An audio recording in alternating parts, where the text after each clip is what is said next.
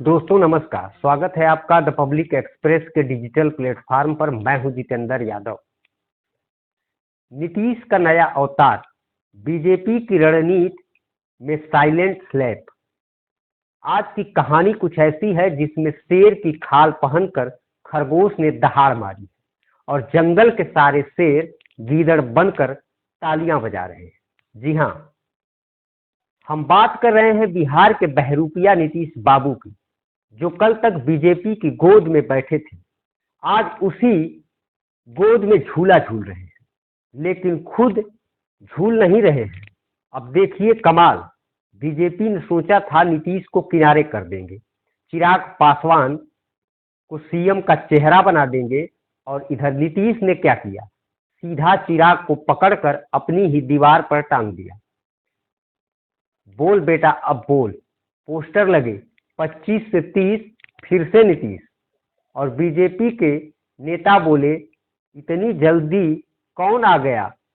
अब तो ये हाल है कि बीजेपी के वो नेता जो कल तक डबल इंजन का जाप कर रहे थे, आज नीतीश चालीसा पढ़ रहे हैं।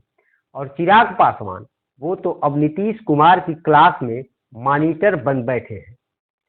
बोलते हैं मुख्यमंत्री तो नीतीश ही बनेंगे, मतलब कल तक जो कैंडिडेट थे आज कैंडल पकड़कर नीतीश के आगे चल रहे हैं। अब भाजपा सोच रही है, जिसे तोड़ने चले थे उसी से अब जोड़ने की मजबूरी बन गई है। राजनीति के इस जादूगर को क्या कहें। नीतीश जी तो हर साल नया साल जैसे आते हैं, नया रूप, नया रंग और नया गठबंधन लेकर। कभी इंडिया गठबंधन की जान तो कभी बीजेपी की शान। बीजेपी वाले सोच रहे थे बिना नीतीश के बिहार जीत लेंगे, पर अब हालत ऐसी है कि बिना नीतीश के चाय भी फीकी लगती है।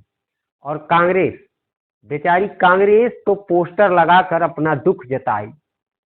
20 साल बहुत हो गए चाचा, लेकिन नीतीश कुमार बोले तू पोस्टर बना, मैं पोस्टिंग करवाता हूं। अब नीतीश कुमार के पोस्टर लग रहे हैं, बीजेपी के अंदर दबाव बढ़ रहा है और पटना की हवा में फिर से नीतीश की गूंज सुनाई दे रही है। एक तरफ बीजेपी वाले अपने ही पोस्टर से डर रहे हैं, दूसरी तरफ जेडीयू वाले कह रहे हैं हम तो कहे थे नीतीश जी चेंज नहीं होते, बस करवाते हैं। और अब बीजेपी की हालत बिल्कुल वैसी है जैसे दूल्हे की जगह बैंड वाला मंडप में बैठ जाए। तो प्यारे दर्शकों, 2025 आने दीजिए।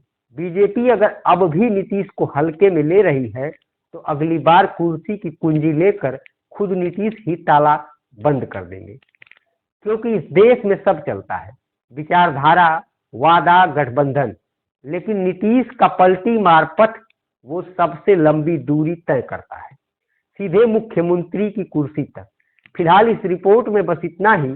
इस मुद्दे पर आप क्या सोचते हैं, अपनी राय हमें कमेंट में जरूर बताइए। नमस्कार।